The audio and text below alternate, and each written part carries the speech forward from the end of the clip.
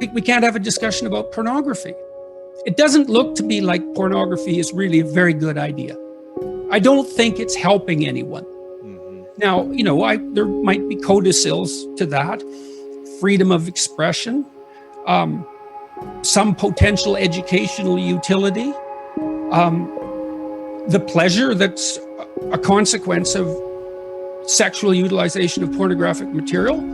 But I would still say, seeing all that it's not a net social good. It doesn't do the people who produce it or who consume it any good. And I don't believe that anyone feels like a better human being after utilizing pornography for sexual gratification.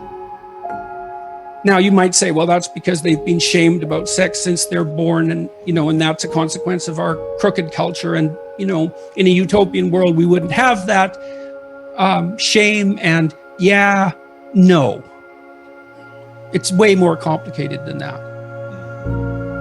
And I read something in one of the YouTube comments in my video the other day. I was talking to Abigail Schreier about the apparent fact that today's teenagers are having much less sex.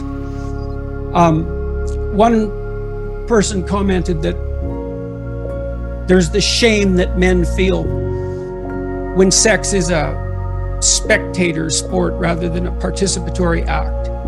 And then you think, well, the mere fact that you're watching two other people, one of whom isn't you, having sex instead of having sex, really implies something either about it implies something about your desirability. It's pretty hard to shake that, isn't it? Or your courage. Why is it that you're sitting there alone at night with your laptop on your lap? What the hell's wrong with you? Well, nothing. It's just we should dispense with sexual shame. It's like, no, probably not. That's probably not the answer.